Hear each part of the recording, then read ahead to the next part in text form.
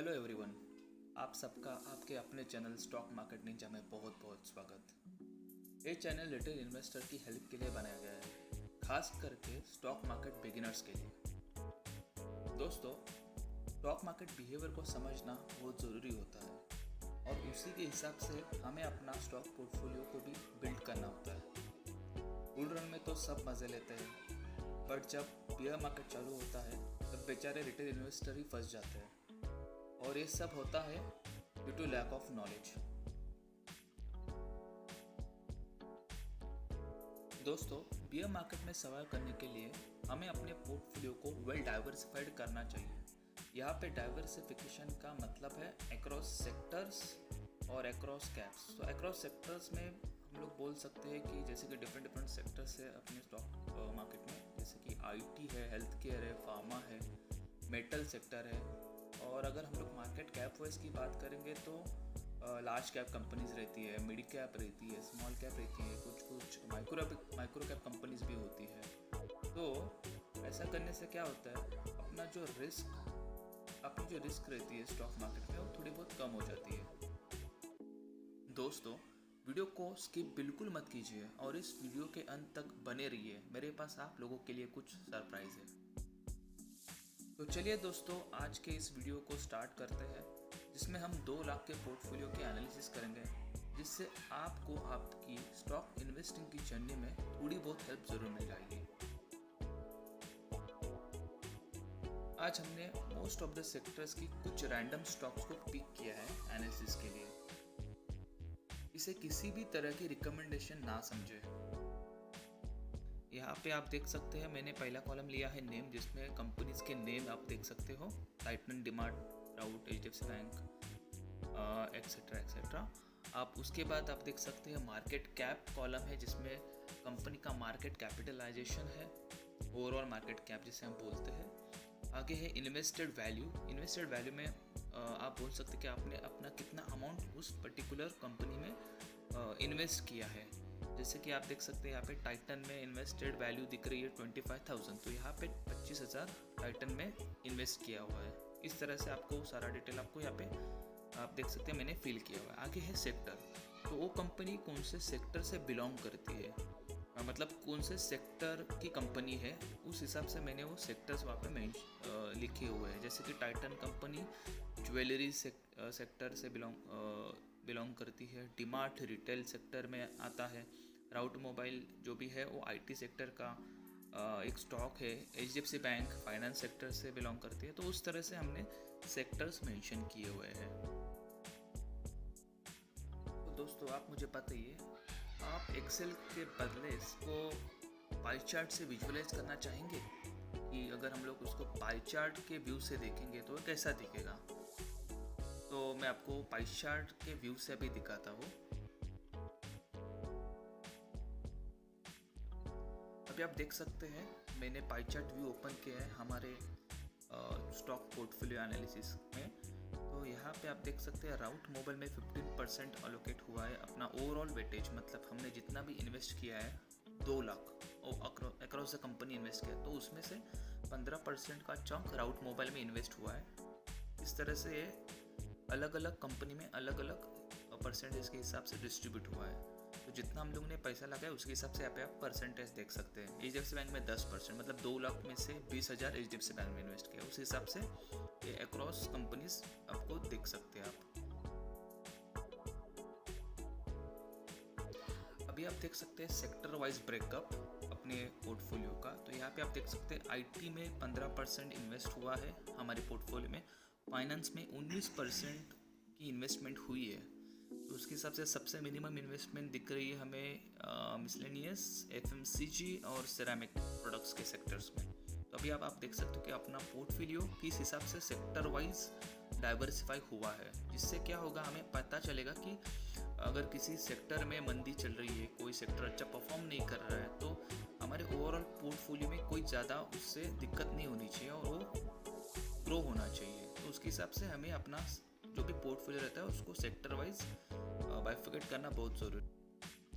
अभी हम लोग मार्केट कैप वाइज एनालिसिस करते हैं। तो यहाँ पे आप देख सकते हैं हमारा जो भी ओवरऑल पोर्टफोलियो हमने कंसिडर किया उसमें से 58.5% का वेटेज लार्ज कैप में इन्वेस्ट हुआ है, मिड कैप में 25% हुआ है, स्मॉल कैप में 9% और माइक्रो कैप कंपनी जिसका वैल्यूएशन 1000 से भी कम होता है उसमें 7.5% का इन्वेस्टमेंट लगा हुआ है। तो बेसिकली ये एक तरह का आप बोल सकते हो, हम लोग इसको एज ए एग्जाम्पल कंसिडर कर सकते हैं कि अगर पर्टिकुलर इन्वेस्टर को अपने पोर्टफोलियो को वेल डाइवर्सिफाई करना है तो यहाँ पे जिस तरह से मैंने इन्वेस्टमेंट आपको दिखाया उस तरह से आप फॉलो कर सकते हैं। जिससे क्या होगा, आपका लार्ज कैप में एलोकेशन ज़्यादा है उससे आपको एक डाउन साइड प्रोटेक्शन मिलेगा, और माइक्रो कैप और स्मॉल कैप में भी आपने थोड़ा बहुत अमाउंट इन्वेस्ट किया है जिससे आपको आपके पोर्टफोलियो में ग्रोथ दिखेगी, मतलब आपका पोर्टफोलियो अच्छे तरह से भागेगा। मिड कैप में भी मैंने रखा है, मिड कैप आपको एक अच्छे तरह से मतलब आप बोल सकते हो कि डाउन साइड प्रोटेक्शन भी मिलता है उससे, और भागने आपका जो पोर्टफोलियो है वो अच्छी तरह से ग्रो भी करता है। दोस्तों जैसे आपने ऑब्जर्व किया होगा, एक्सेल के बदले अगर आप पाई चार्ट से देखोगे तो समझने में काफ़ी आसानी होगी कि अपना पोर्टफोलियो किस तरह से और आप इंस्टेंटली डिसाइड कर सकते हैं कि कौन से कैप या कैपिटलाइजेशन में होल्डिंग बढ़ानी है और कौन से में घटानी है। सिमिलरली आप ये भी डिसाइड कर सकते हैं कि कौन से सेक्टर में हम अपने ज़्यादा इन्वेस्टमेंट किया तो उससे वो थोड़ा बहुत इन्वेस्टमेंट निकालना ज़रूरी है, और कौन से में कम इन्वेस्टेड है तो उसमें आप आपका होल्डिंग। दोस्तों अब तक हम लोगों ने पाई चार्ट की हेल्प से किस तरह से हम अपने पोर्टफोलियो को एनालाइज कर सकते हैं वो देखा। अभी हम देखेंगे कि अगर हम लोग बार चार्ट की हेल्प लेंगे तो हम अपना पोर्टफोलियो किस तरह से एनालाइज कर सकते हैं। तो आप अपनी स्क्रीन में देख सकते हैं अभी कि हमने बार चार्ट ओपन किया है जिसमें हम अपने पोर्टफोलियो में जिस भी कंपनी में हमने इन्वेस्टमेंट किया है उस हिसाब से बार कैंडल बनी हुई है। जैसे IEX में 15,000 का बार कैंडल आपको दिख रहा है, उसके हिसाब से हमारे जितने भी स्टॉक्स हमने कंसिडर किए हैं उसके इन्वेस्टेड वैल्यू के हिसाब से आपको यहाँ पे बार का साइज दिखेगा। जैसे कि यहाँ पे हमने सबसे ज़्यादा इन्वेस्टमेंट राउट में किया है जो 30,000 है, उसका बार सबसे लंबा है। सिमिलरली हिंदुस्तान यूनिलीवर में और एक्सरो में हमने 15,000 का इन्वेस्टमेंट किया था तो उसके हिसाब से आपको यहाँ पे उनके छोटे बार दिख रहे हैं। तो इंस्टेड ऑफ एक्सेल को देखना, आप अगर बार चार्ट देखोगे आपको इंस्टेंटली पता चलेगा कि आपका इन्वेस्टमेंट कौन से वाले कंपनी में ज़्यादा है और कौन से कंपनी में कम है। उसी तरीके से अगर हम sector wise bar chart analysis करेंगे तो आपको पता चलेगा कि आपने कौन से सेक्टर में कितना इन्वेस्टमेंट किया है। जैसे कि आप देख सकते हो मिसलेनियस में आपने 15,000 का इन्वेस्टमेंट किया है, एफएमसीजी में भी आपको 15,000 दिख रहा है। आपने सबसे ज़्यादा इन्वेस्टमेंट फाइनेंस में किया है 38,000, वो आपको दोस्तों अगर आप इसको पाई चार्ट से कंपेयर करोगे तो आपको पता चल जाएगा कि पाई चार्ट में हमें वैल्यूज दिखते हैं परसेंटेज में, वहाँ पे आप एक्चुअल फिगर्स नहीं देख सकते हो। बट अगर जब आप बार चार्ट को आप कंसिडर करते हो तो यहाँ पे आपको एक्चुअल फिगर दिखेगा कि आपने एक्चुअल में फाइनेंस सेक्टर में कितना इन्वेस्ट किया। यहाँ पे आप देख सकते हो कि 38,000 इन्वेस्टेड है, बट जब आप इसी को पाई चार्ट के व्यू से देखोगे तो वहाँ पे आपको परसेंट। दोस्तों अभी आप सोचेंगे कि ये सब visualisation pie chart bar chart कहाँ से मिला, कि हमारे ब्रोकर्स तो ये सब फैसिलिटेट नहीं करते। दोस्तों मैंने भी बहुत वेबसाइट्स ढूंढे बट जिस तरह की रिक्वायरमेंट थी उस तरह के एनालिसिस बेस्ड विजुअलाइजेशन कहीं पे भी नहीं मिले। तो मैंने मार्केट स्टडी करके और मेरे एक्सपीरियंस का यूज़ करके खुद का टूल डेवलप किया है जिससे हम एनालिसिस बेस्ड विजुअलाइजेशन जनरेट कर सकते हैं। इस सब की और डिटेल्स के बारे में बाद में बात करते हैं, फिलहाल अपनी पोर्टफोलियो एनालिसिस कंटिन्यू करते हैं।